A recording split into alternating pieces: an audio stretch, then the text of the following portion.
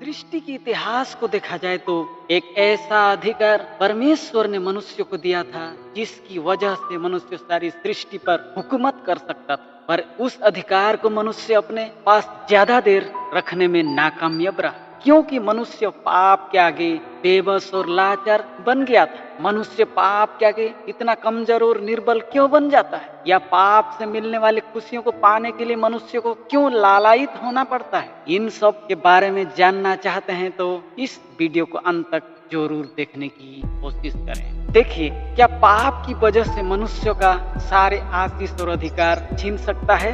जी हाँ, बिल्कुल आपने सही सुना है, क्योंकि आशीष और अधिकार मनुष्य से नहीं बल्कि परमेश्वर की ओर से मिलता है। जब मनुष्य पाप करने लग जाए तब जिसे लोग शुभ कहते हैं वह मनुष्य से बहुत दूर चला जाता है। लोग हमेशा चाहते हैं कि उनके जीवन में अच्छाई ही अच्छाई हो, पर इसके बदले में लोग पाप को अपने जीवन संपूर्ण रूप से परित्याग करना नहीं चाहते, क्योंकि एकमात्र पाप ही है जो परमेश्वर से मिलने वाली आशीष और अधिकार को छीन सकता है। उत्पत्ति 1 अध्याय 26 से 28 के वचन में बाइबल बताती है कि परमेश्वर ने मनुष्य को अपने स्वरूप में बनाकर सारे प्राणियों के ऊपर अधिकार दिया था, पर मनुष्य शैतान के वश में आकर परमेश्वर की आज्ञाओं का उल्लंघन करके पाप करता है, और पाप का परिमाण के स्वरूप सारे अधिकार तथा आशीष उससे छीन लिया जाता है। जब तक आदम और हवा परमेश्वर की आज्ञाओं पर चलते रहे तब तक उनके पास परमेश्वर की आशीष और सारे अधिकार था,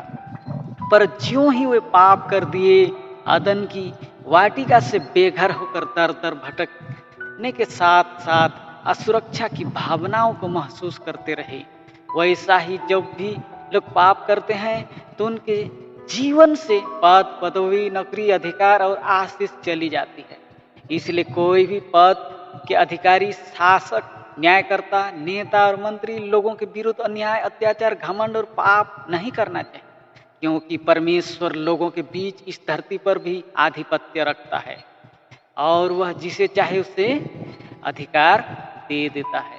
क्योंकि यह दानियल 4:17 के वचन में लिखा है कि यह आज्ञा पहरुओं के निर्णय से और यह बात पवित्र लोगों के वचन से निकली कि जो जीवित है वे जान ले कि परम प्रधान परमेश्वर मनुष्य के राज्य में प्रभुता करता है और उसको जिसे चाहे उसे दे देता है, और वह छोटे से छोटे मनुष्य को भी उस पर नियुक्त कर देता है।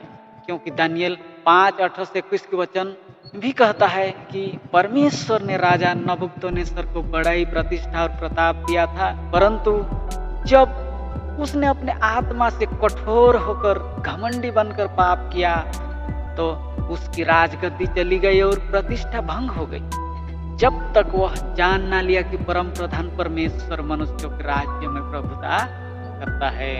अर्थात इस धरती के सब प्रकार के अधिकार, पद, पदवी, नौकरी, शासन करता, न्याय करता, सब कुछ परमेश्वर के वश में है और वह जिसे चाहे उसे दे सकता है। शर्त यह है कि पाप नहीं करना चाहिए, क्योंकि पाप मनुष्य का सर्वस्व छीन लेता है। सत्य का मार्ग कठिन जरूर है, पर पाप का फल क्षणस्थायी, सुख प्रदाता और अत्यंत दुखदायी है। परमेश्वर को सत्य और न्याय से प्रेम है, वो पाप से बैर करता है, इसलिए पाप से सावधान रहें। एक बात हमेशा याद रखें कि धार्मिकता मनुष्य को परमेश्वर के करीब रखता है और पाप परमेश्वर से अलग कर देता है। अत्यधिक पाने की लालसा करना मनुष्य के लिए भी घातक हो सकता है। एक बात तो यह समझने की कोशिश सभी को करना चाहिए, क्योंकि मनुष्य के पास जितने भी धन दौलत या कुछ भी हो फिर भी उन्हें कम ही लगता है, क्योंकि मनुष्य थोड़े ही से संतुष्ट होना नहीं चाहता है, उन्हें ज्यादा से ज्यादा चाहिए।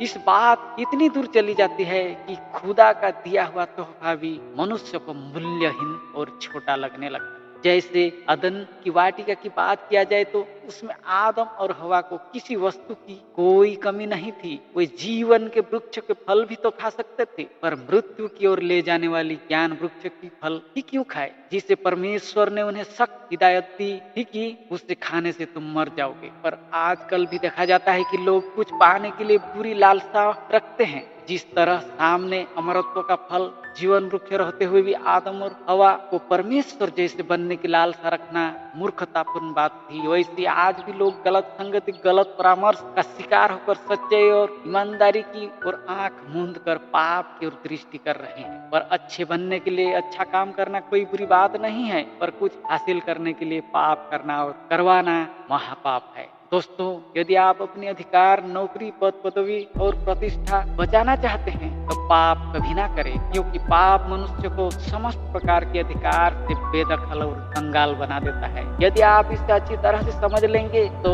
नई मुकाम को हासिल करने में कोई परेशानी नहीं होगी। दोस्तों, मैं उम्मीद करता हूँ कि आज इस वचन को आप अच्छी तरह से समझ गए होंगे। और एक बात, यदि आप मेरे चैनल में नए हैं तो सब्सक्राइब जरूर कीजिएगा। धन्यवाद।